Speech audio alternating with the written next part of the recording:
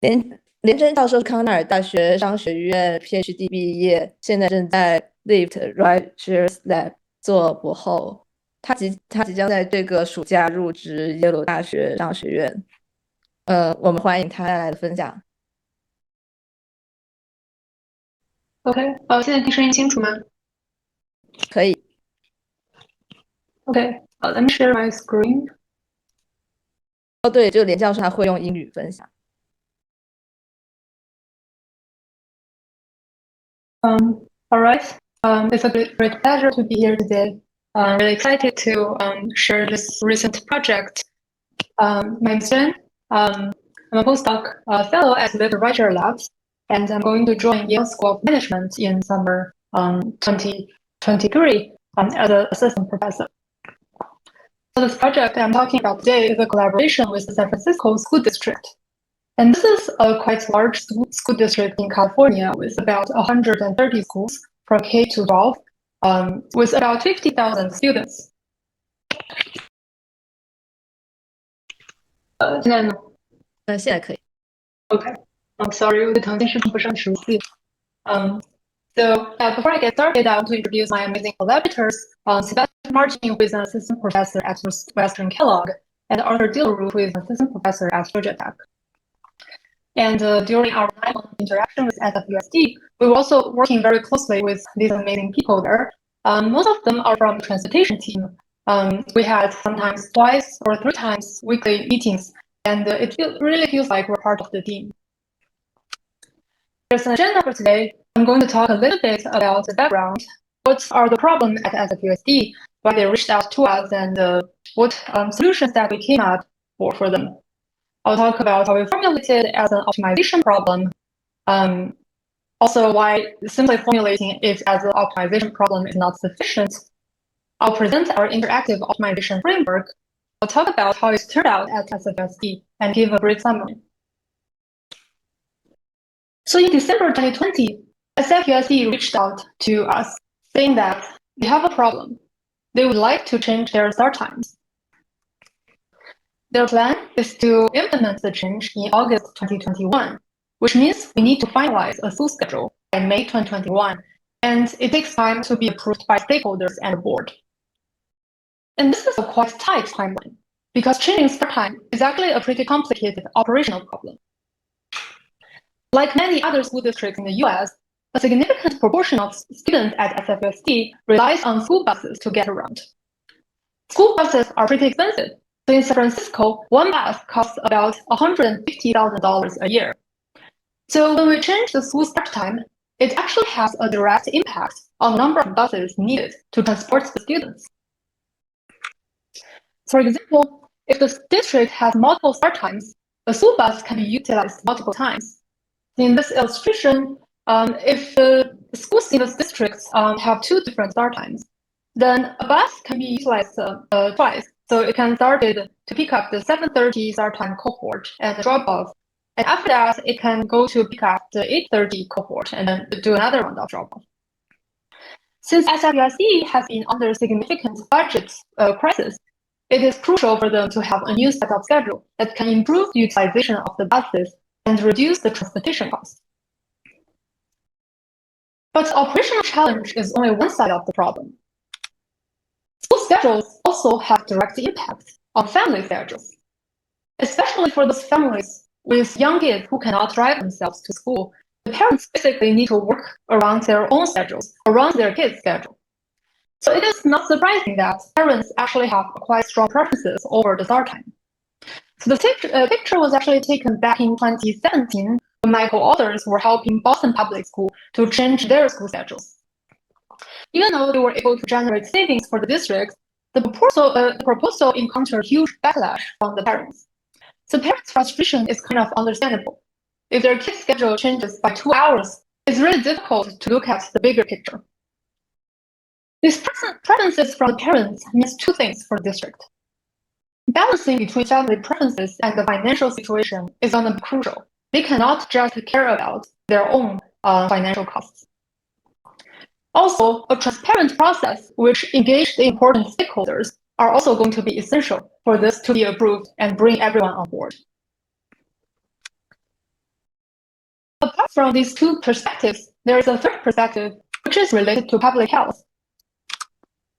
According to medical research, getting up too early is bad for the health of the teenagers, which leads to severe outcomes such as anxiety, depression, and obesity. So in the past few years, there have been quite many campaigns asking to push back the start times in the US. And California is a pioneer in this initiative. In 2019, California passed a Senate bill which requires the middle school to start no earlier than 8 and high school to start no earlier than 8:30. This also poses another challenge to the school district's financial situation. So to summarize, the school start time is both an operational problem and a policy problem. As an operational problem, the complexity arises from its interactions with the school transportation, which impacts millions of dollars. As a policy problem, it also involves many stakeholders and potentially impacts the life of hundreds and thousands of families. And we tackled both aspects of the problem through our interactive optimization framework. We start by proposing an efficient optimization algorithm to generate optimal solutions for objectives that are more clearly defined for the district, such as transportation costs. And then, taking advantage of the efficiency, we generate a large number of near-optimal solutions for the policymakers so that they can explore the solution space by themselves. We also build an interactive tool to facilitate the exploration process. This framework was implemented at SWSC, and it has led to the first optimization-based school time change in the US. And we were happy to learn that it also generates about $5 million of savings for the school district. So before we dive into the detail of our model, I would like to talk a little bit about literature. The problem of transporting students to and from schools has been widely studied in operations research literature. The typical approach involves decomposing the school bus routing problem into the sub-problems of assigning stops, bus routes, and start times. And in most of the literature, start times are considered as decision variables in the bus routing problem, but not part of the objective. The second stream of literature particularly looks at start times. This paper in particular has the most close relationship with ours. In their paper, they formulated the school start times as a multi-objective optimization problem and generated Pareto frontiers for the objectives. The method is flexible in terms of the school district objectives, but they do not perform well in terms of trackability. And on a higher level, our interactive optimization framework relies on sampling a large number of near-optimal solutions, which also connect with this literature. So as we have seen, this is both an optimizer and a policy. I'm going to optimize. Assume we know what the objective district wants to formulate the start time problem. We consider as SFUSD validates the start time features and possibilities that we're considering. So it's rather to assign school S, T, which is subject to. We have bill, middle school and high school. And there are also some pairwise constraints. For example, there are co-located schools who want to start at the same time because that's easier for their operations. There are also pairs of schools who do not want to start at the same time. They have some safety concerns. And in terms of the objectives, we consider those objectives that are easier to understand and are clearly defined for the district at this stage. For example, they'd like to minimize the change compared to the existing schedule, which can be quite easily formulated as the sum of the absolute difference from the proposed schedule to the existing schedule. So putting everything together, the objective function is a weighted average among the multiple known objectives, subject to these constraints from the district. And we would also want to make sure that each school is assigned to a time slot. Now we come to the trickier part, which is the transportation objective. In school transportation, the primary driver of cost is the size of the bus fleet So minimizing transportation costs typically means minimizing the total number of buses. So since school transportation is the main source of operational complexity when choosing start times, and this complexity sort of justifies the use of algorithm to support decision making. As described in the literature review, routing school buses optimally is already quite difficult, even when start times are fixed. Computational complexity will further increase when start times become decision variable. Therefore, instead of explicitly modeling the vehicle routing problem, we propose a linear formulation which significantly simplifies the computation.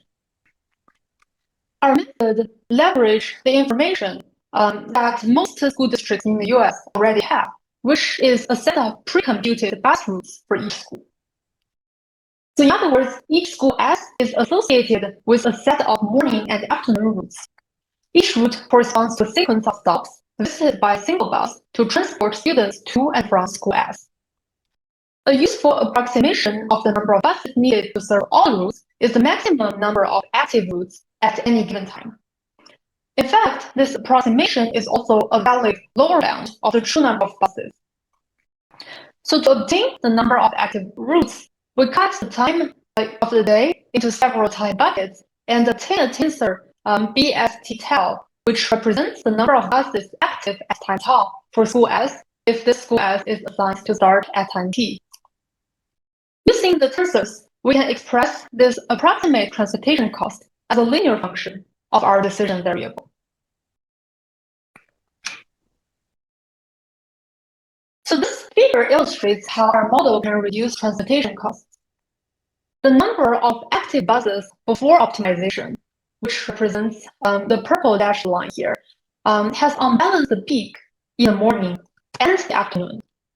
And actually, this peak in the afternoon leads to a high transportation cost, around 159 buses. So just to remind you that one bus actually costs about $150,000, so this is very expensive. After minimizing the transportation cost, even if we have the additional objective of minimizing the change, at the same time, the number of active routes is perfectly balanced into 3 tiers in the morning, which leads to a reduction in transportation cost down to about 128 buses. The next figure shows how the model reduces the average change. So this is the term that compares the proposed schedule with the existing schedule. The blue squares represent start times before the optimization, and the pink squares represent the start times after the optimization. These black lines represent the relative change in start time for a given school. As you can observe, to minimize the change, most of the schools move to the nearest allowed start times, with a few exceptions. And only one start time actually changed by more than 50 minutes. And since we're only optimizing 2 objectives at this stage, we can use Pareto curves to illustrate the trade-off between these 2 objectives. So as we know, Pareto curves are often used in multi-objective optimization to visualize the efficient frontier between 2 objectives. We can do this by solving our optimization model for a grid of weights in order to exhaustively search for the values that represent the best trade-off for the 2 objectives. In San Francisco, the key first step in our analysis was to understand the trade-off between the change from the status quo and the transportation savings. At a high level, SFUSD knew that they wanted to reduce bus costs, and they wanted to do so without changing the dwell time too much.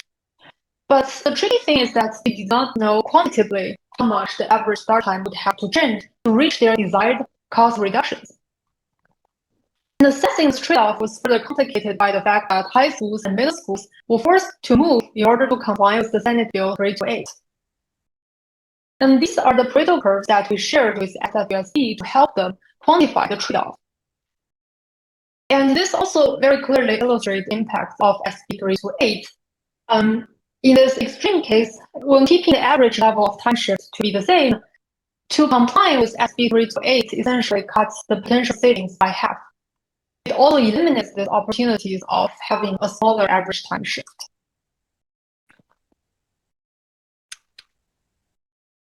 So after taking care of the optimization problem, we now switch gears to look at how these optimization algorithms are used in real-life policy settings. Typically, there are three approaches. The first one is most simple. Policymakers first do their best to align on policy and then communicate the problem and their goals to researchers, in which case the researchers are us. Researchers then translate this input into an optimization model with a bunch of ways, design an algorithm, and return a solution to the policymakers. This quote-unquote textbook approach can work quite well for simple, well-defined problems, but if you're in a complex policymaking setting, it doesn't have the feedback mechanism where policymaker may want to revise the objective after seeing the solutions. And additionally, because policymakers have no control over the optimization model, they may view this process to be untrustworthy because the algorithm just appears like a black box for them, and therefore they may be reluctant to implement any proposed solution. A quite natural way to fix this issue is to introduce an iterative feedback process. This is quite intuitive. Essentially, that means the policymakers, they sort of frame their objectives and give us a problem, and we as the researchers build a model and run a solution, and we provide a solution back to the policymakers to get their feedback. And after that, they may generate a bunch of new objectives, and we can do this over and over again. This generic iterative approach is common in practice. The downside is that it has many bottlenecks. Essentially, at each iteration, researchers need to build a model and produce candidate solutions and have to convene experts to examine these solutions and then integrate the feedback into an updated model. Each of these steps can be time-consuming. And given that school districts typically operate under quite tight timelines, it may only be possible to perform a small number of iterations. To increase model transparency and allow policymakers to make more informed policy updates at each iteration, we propose to upgrade the iterative approach with an interactive component. So instead of running and try to return a unique solution at each iteration based on the policy feedback, researchers generate a large set of solution tags and provide an interactive interface for the policymaker to intuitively navigate the set of solutions. The goal of this approach is to make the iterative process more efficient by allowing policymakers to observe a large number of solutions at once, so that they can have significantly more access to the optimization model.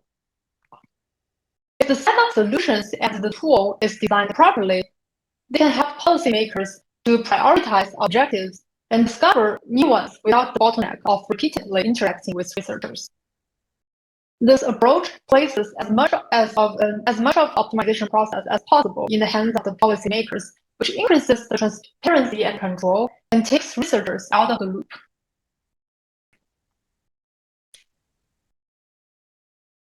So now let me talk a little bit about our interactive optimization framework. This framework requires two key elements. There is an optimization model, which can generate a useful set of solutions, and an interactive tool that allows policymakers to intuitively consider and evaluate a large set of solutions. So on a high level, we start from the objectives that are already known to the school district, such as transportation costs and the relative change compared to the existing schedule. Then we run the algorithm and generate an optimal solution with respect to these known objectives. But compared with the one-shot approach and the iterative approach, the different thing that we do here is that we do not report this to the policymaker, but instead we take a third step in generating a set of diverse solutions that are not too much worse than the optimal solutions. So to be more specific, we introduce a budget multiplier, which we denote as gamma, and a sample solution that generates no more than 1 plus gamma times the cost. In other words, we want to find those solutions that feel reasonably good, but they're sufficiently diverse so that it increases the chance that we capture some hidden objectives from the policymakers. The point of having the multiplier, gamma, is to create a diverse set of solutions. Intuitively, if we want to have more diversity in the solutions, there should be a higher budget allowed to deviate from the optimal solution. And that's how we choose the parameter gamma. We measure the diversity of the sample solution by computing the total entropy of the school start times in these solutions. In this figure, I showcase a sample of 100 different solutions. On the left-hand side, this plots the relationship between the total entropy in this 100 solution sample, and the x-axis is the multiplier gamma. When the multiplier is at 0, it means we have a rigid objective function, which leads to only one optimal solution. As we're allowing more deviation from the optimal solution, the diversity increases. This total entropy also has a nice interpretation of the average number of schools that are free to be changed in the sample solution. So for example, at the multiplier of about 4.2%, we have roughly 30 schools that we can freely change among the 130 schools. The right side represents the number of unique solutions in our 100 samples. You can see that at a multiplier of 2%, we get all solutions from the samples to be different. This also showcases that we have a quite rich solution space, which open up the space for the policymakers to explore the objectives. Now I want to pause for a second and sort of show you how this interactive tool actually works.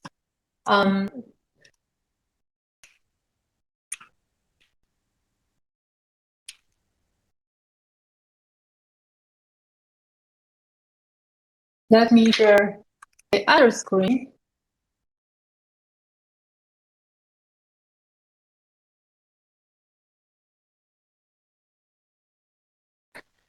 So this is the actual tool that we used for San Francisco Unified School District when we were coming up with the school schedules. They have used the spreadsheet extensively. In the spreadsheet, we preloaded about 1,000 solutions that are near optimal in terms of the transportation cost and the average change.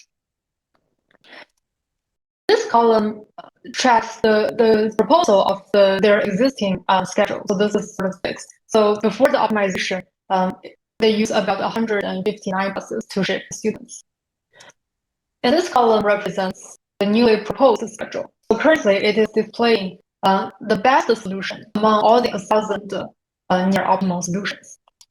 So you can see it uses about 131 buses and generate about 33 minutes per school of change compared to the existing schedule.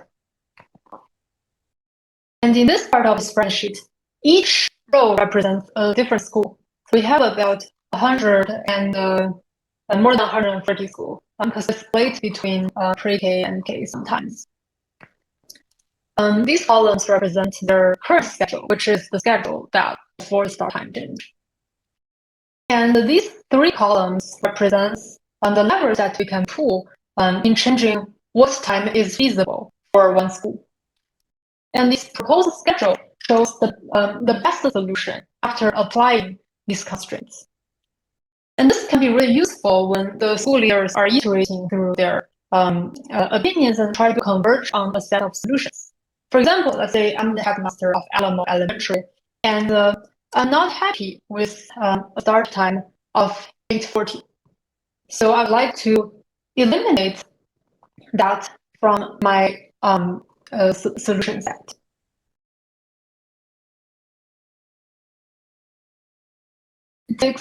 So the consequence is that, let me just refresh this again.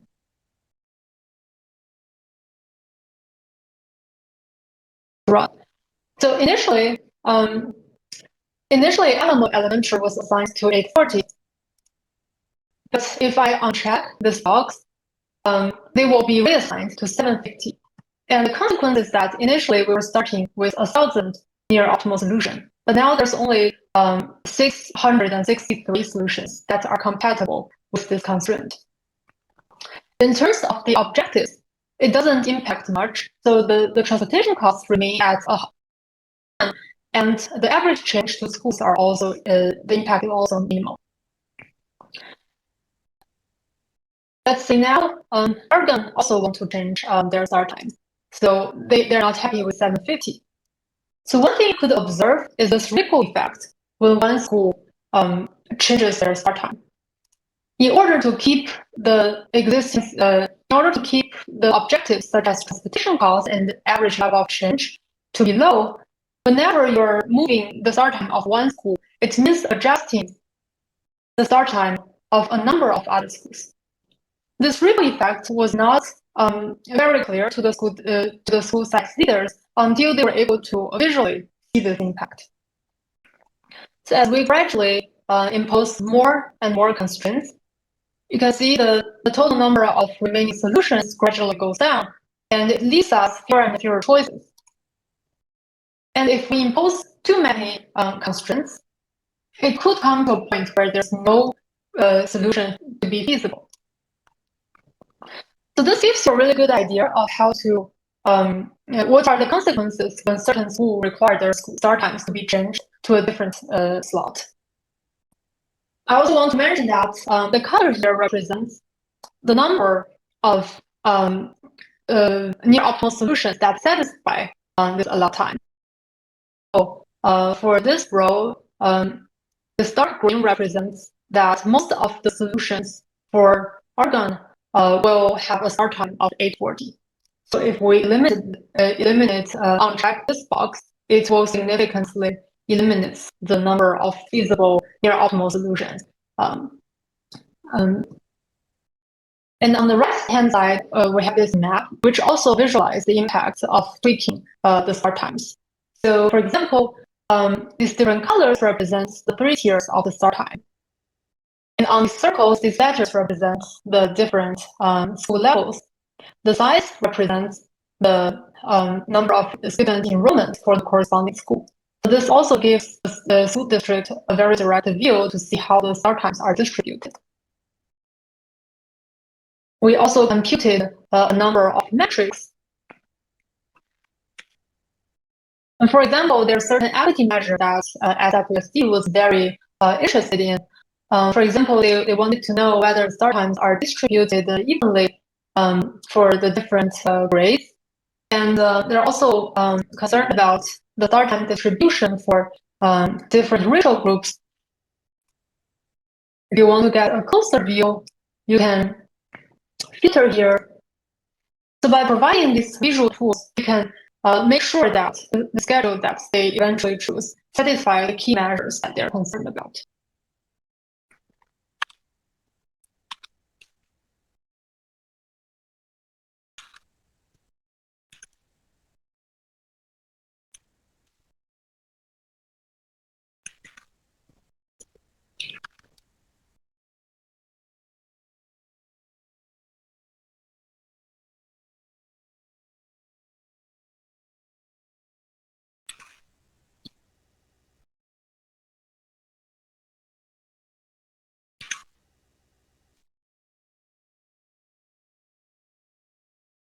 Now, going back to methods, the tools developed in this paper were used by SFUSD in the spring of 2021 to select new start times for their 133 public schools.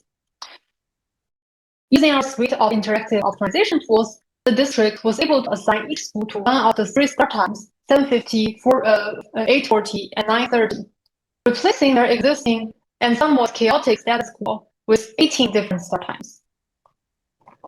The new start times were also in full compliance with SB 328, and this is 1 full year ahead of the schedule. In addition, the solution aligned afternoon end times across many nearby elementary schools, which allows for teachers' professional development. And we were also really happy to learn that the new start times also allowed the district to realize nearly $5.5 million in annual.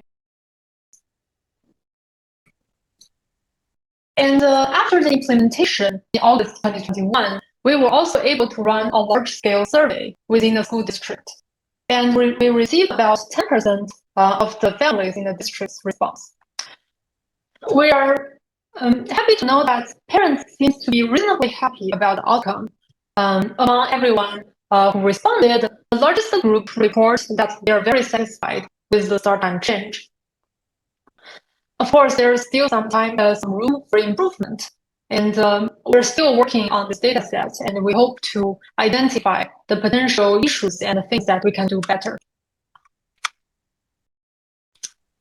So with that, I would like to end this talk with a quote from our partner, Joseph, at SFUSD. It was really happy to learn that from his perspective, this research has been a way for us to get really advanced thinking and solutions to help us address complex problems. So yeah, that's all for my talk today, and I'm happy to take questions. Thanks for Jen's talk. So now it's our Q&A time. So we can also use Chinese, right?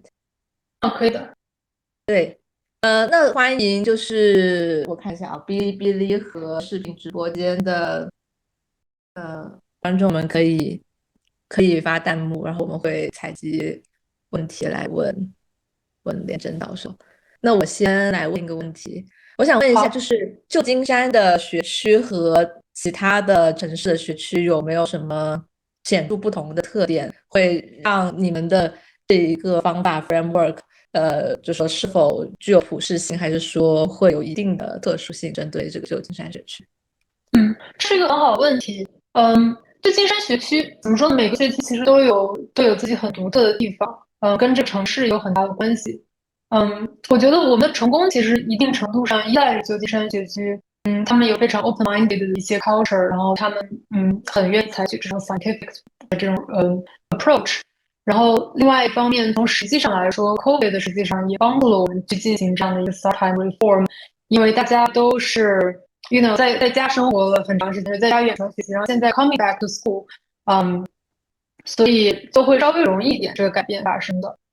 所以从这些角度来说，我觉得是这个 project 成功的一个比较就是说特殊演员吧。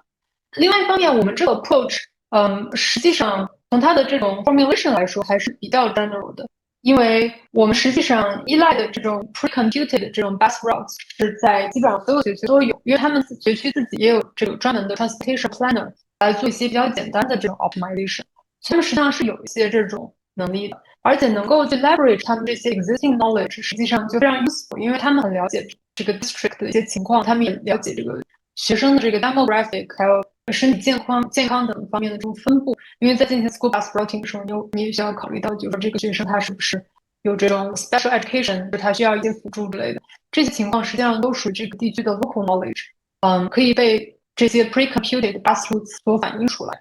我们当然也可以去 from scratch 来 build 一个很 comprehensive 的这个 school bus routing model，但是这样的话，实际上就没有很充分的利用到这些有的信息。对，所以我就总结来说，我们这个 framework 实际上还是比较 general 的。然后后来我们其实在很多个场合也 present 过这个 work，然后总是会有其他的学区的人向我们就 reach out，然后就说这 software 有没有可以去 open source 的办法，因为他们就是觉得可能对他们也会有一点帮助。刚才您提到的就是疫情期间，就是说疫情期间他们就不需要做一个 bus 上学，然后刚好你们又是一个 policy change，所以刚好疫情过后，他们就比较容易接受这种 policy change，就是说疫情的一个好处嘛。对，因为就是从这个家长的角度以及从学校的角度来说，都是这样的。因为疫情期间发生了太多的变化，所以在这个所有的变化之上，on top of that，增加这个 school start time 的 change，虽然也对他们的这个生活造成一些 disruption，但是相对来说，可能是一个就是容易一点，因为这是一个 fresh start，大家都很久没有回到学校去上学，然后这样相比于就是你之前一直习惯你的孩子是8点上学，然后第二天突然变成了这个9点。相对来说，这个 change 没有那么 drastic，所以大家会稍微好接受一点。我觉得这个可能是这里面一个就是有一点偶然，但是对我们这个 project 最终实施有一点有利的因素。很有趣的一点，而且你们是有采集过那个 satisfaction 的，就是你们是有做过这 satisfaction survey 的，对吧？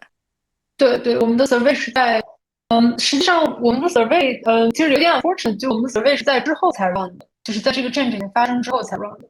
我们本身的计划是在这个change 发生之前也 run survey，这样的话可以更加充分的去了解家长这个 purposes，就不用通过这个对，就不用通过这个从 site leaders 之类的这些更间接的途径知道。但是因为在这个 implementation 发生之前那段时间，就 COVID 家长收到太多的 survey，然后他们当时就 survey fatigue，嗯，我们没办法再去就是发放更多的 survey，因此对我们得到是发生之后的这样一个他们的意见。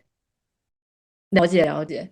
然后我还看到你们有一个 Excel，然后就是那个就是所谓的 interactive 的 optimization 那个部分，对吗？就是现在是那个界面还是只是你们自己可以看到，然后就是并不是一个 public 的，对吧？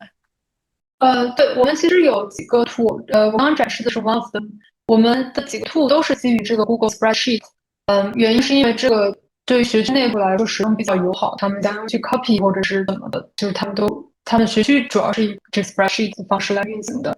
然后我们其实之前考虑过要把它完全的去公开，然后想让家长也可以去 explore 这个 decision，也把他们 involve 到这个过程之中来，觉得会很大程度的增加这个 transparency。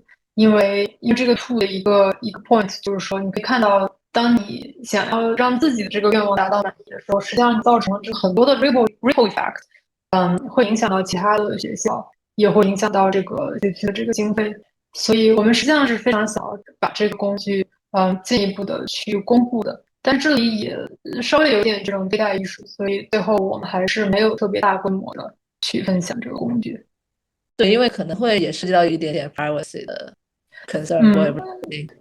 对，不是特别多，但是有一点，反正我们跟学区有过一些 interaction，但是目前还是没有到达一个公开的这样的一个阶段。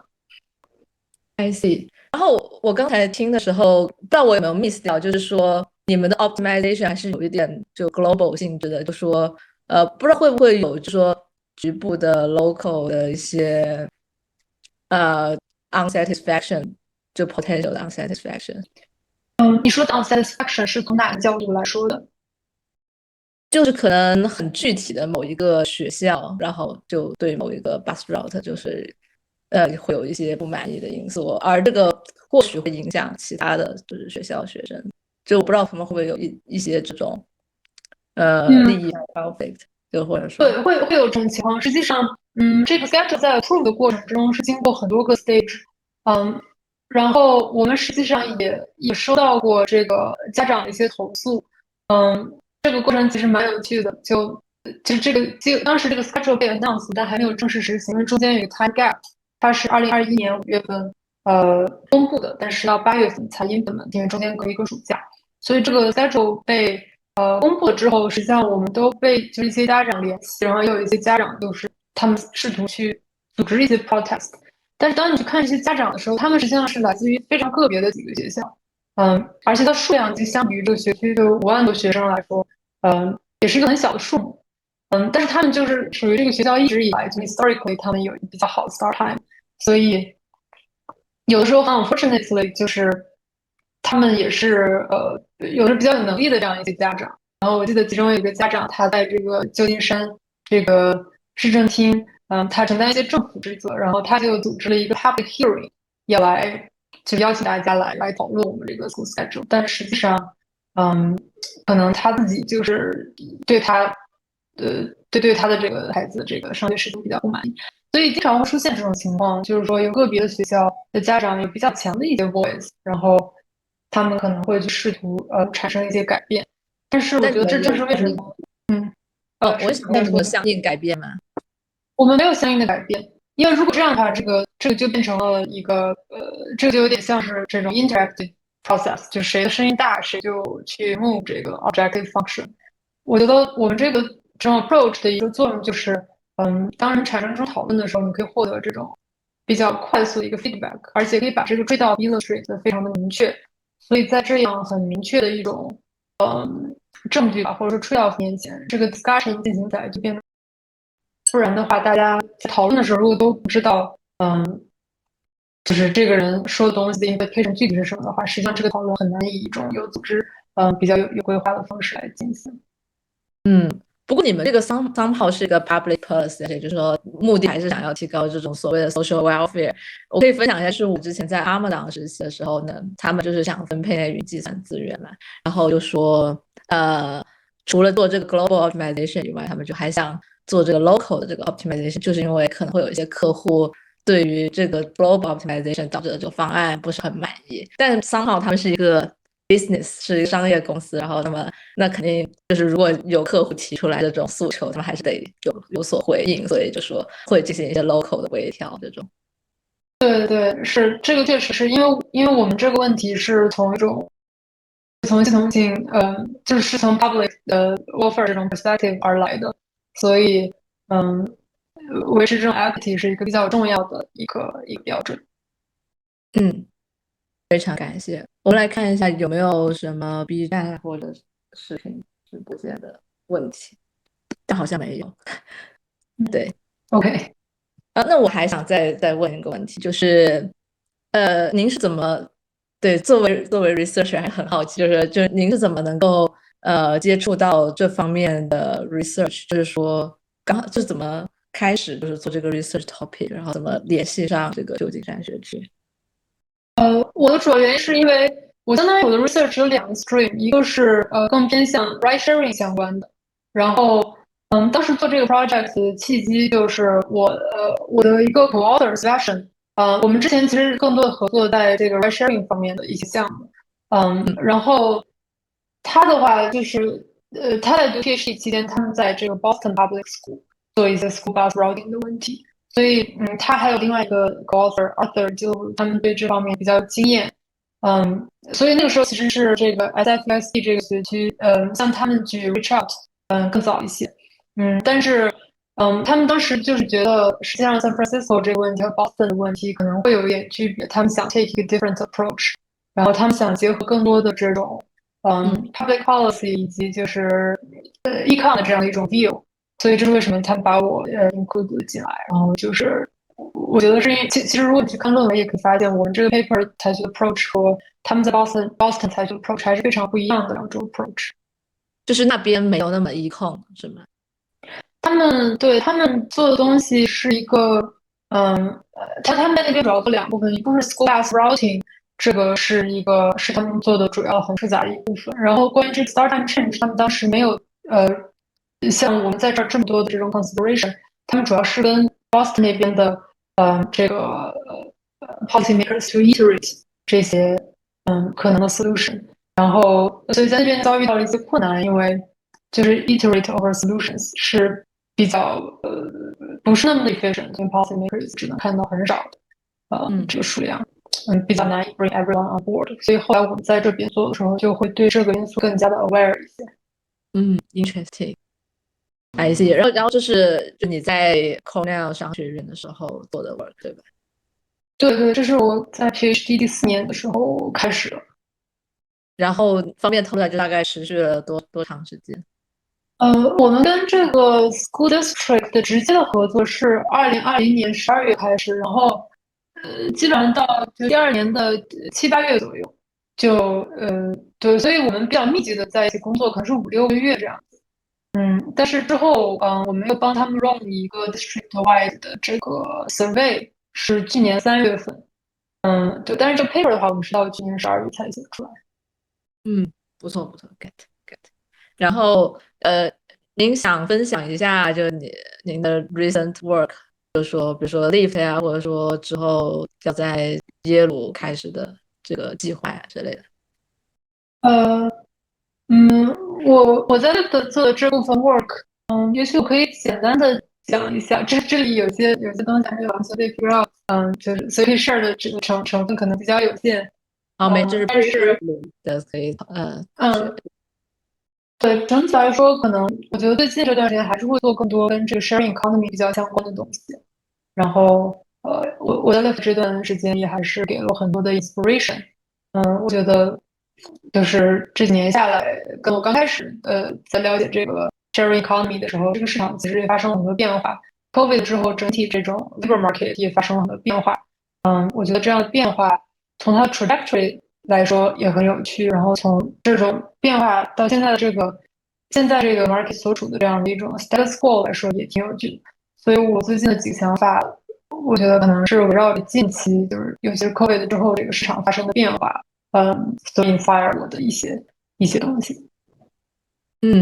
非常感谢。然后您之前是不是还做过这个 autonomous vehicle market design，是不是？就是说，也算是一种 rideshare，然后但是呢，不是像 Lyft 这种做的是当前正在发生的 rideshare，而 autonomous market 呢，就是未来的这个 rideshare。然后就说能不能简单的分享一下，就是这二者之间的区别？哦，好呀，那个 project 我可以先简单讲一下那个 project。那个 project，主要考虑的是从ride sharing company 就说 rideshare 这样的一个业务可能会存在，但是究竟是由 human driver 来去 complete 这个 trips， 还是由 autonomous vehicle 来 complete trips？然后究竟就是这个 autonomous vehicles，他们是不是一个非常viable 的这样的一个 future？这个是我们这个paper 比较关心的一个问题。然后这个问题的起源实际上也是基于这种对 industry 的这种 observation 吧，因为其实很多 ridesharing 公司，尤其在我们开 start 这个 project 的时候，2017年、2018年那时候，他们都在投资这个 autonomous vehicle。包括到现在还是有像 Lyft 还是有一些人在 work on it。这种idea 就是说，因为 autonomous vehicle 可以节省这种人工成本，而且他们这种集成化这种 centralized coordination 也会有一些额外的 efficiency。所以所以这里就会有这样一种 concern，有这样一种 hope。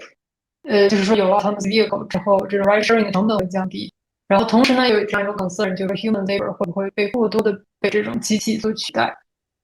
所以我们的 paper 就是讨论了几种不同的这种市场组织的情况之下，autonomous vehicle 究竟对于这个 ride sharing 产生了什么样的影响？然后你刚才的第二个问题是说，autonomous vehicle 和 human driver 在我们的 framework 之下有什么样的区别？是这样一个问题吗？对对，或者是这个 market design 可能会有什么区别？对，主要区别就是我们采取的这个 lens，是说他们的 cost structure 不太一样。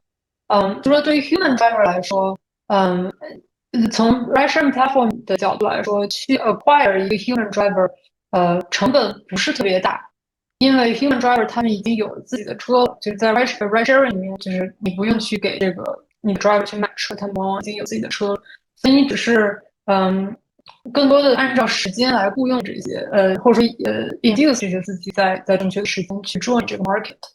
但是另外一方面呢，autonomous vehicle 是非常不同。它对于 platform 来说是一种更加大规模的一种投资。